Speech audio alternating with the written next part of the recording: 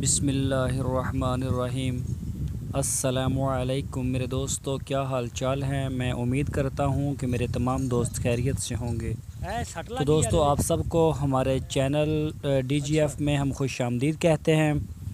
तो दोस्तों, ये हमारे एक और दोस्त हैं, उनके फार्म का आज हमने विज़िट किया। तो ये उनका जो बकरियां हैं उनकी, ये देखें आपके सामने है। ये चराई पर लेके गए थे और दो बकरे आपस में इन्होंने फ़ाइटिंग की है, लड़ाई की है और ये काफ़ी ज़ख्मी हो गए हैं। इनके जो सींग हैं उनमें से ये देखें, आपको जो दिखाया जा रहा है, ये देखें, इस चीज़ से आपने जानवरों को बचाना है। ये देखें, ये इसका काफ़ी नुकसान हुआ है इस बकरे का और ये कुर्बानी के लिए था। तो ये दूसरे जो बकरा था वो बड़ा था, उसने इसको मारा बहुत ज़्यादा और इसके जो सींग हैं उनके जो है ना वो लहू भी निकलना शुरू हो गया और ये हिलना भी शुरू हो गया एक सींग। तो ये आप देख सकते हैं, जे इन्होंने साया बनाया हुआ है, दरख्त लगाए हुए हैं अपने जानवरों के लिए। और जानवर जो है माशाल्लाह इनके बड़े खूबसूरत भी थे, साफ़ सुथरे थे। ये बहुत ही शौकीन हैं बकरियों के। तो ये देखें, इनके पास भी मुख्तलिफ़ किस्मों के जानवर हैं, लेकिन ये सारे इनके अपने हैं, ये किसी और के नहीं हैं। इनमें इनके पास ब्लैक कलर है, मक्खी चीना है और ये वो बता रहे हैं मुझे अपने जानवरों का। तो उनकी आवाज़ शायद आपको नहीं सुनाई दे रही, लेकिन इनके पास और भी बकरे थे जो ये सेल कर चुके हैं। हमें बताया था इन्होंने कि हमारे पास 20 बड़े बकरे थे जो तकरीबन हमने 50 हज़ार के हिसाब से वो लाहौर की मंडी में बेच के आए हैं। तो बाकी भी इनके पास जो हैं देसी नस्ल की बकरियां हैं, पंजाब की देसी।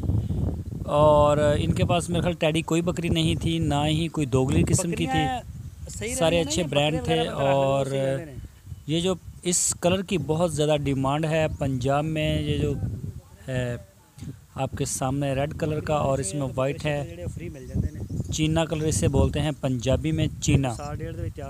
तो ये इनकी बकरियां हैं जो साए में हैं नीचे ही, और ये इधर अपना चारे के लिए चरती भी हैं और बाद में इधर बैठ जाती हैं।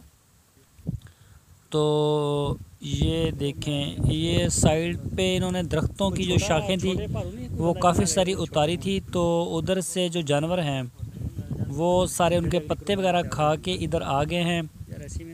तो अब सारे जो जानवर हैं ये साए में दोपहर के वक्त इधर आराम करेंगे, रेस्ट करेंगे। तो उसके बाद फिर ये इनको उधर ले जाएंगे चराई के लिए।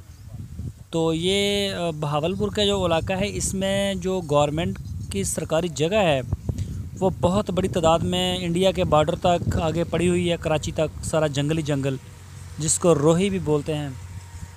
तो जब बारिशें होती हैं तो वहाँ पर घास हो जाती है बहुत ज़्यादा। तो फिर बकरियाँ जो हैं वो सारे फार्मर जो हैं वो बजाय अपने फार्मों के ऊपर उन्हें खिलाने पिलाने के या चारा डालने के, वो उनको छोड़ के रोई की तरफ चले जाते हैं और उधर जाके फिर अपनी बकरियों को ये घुमाते फिराते हैं, खाती हैं। माशाल्लाह बकरियां बहुत ज़्यादा सेहतमंद हो जाती हैं, साफ़ सुथरियाँ हो जाती हैं। और इनकी जो है वो वैक्सीन का भी काफ़ी खर्चा कम हो जाता है, क्योंकि इनकी वर्जिश होना शुरू हो जाती है।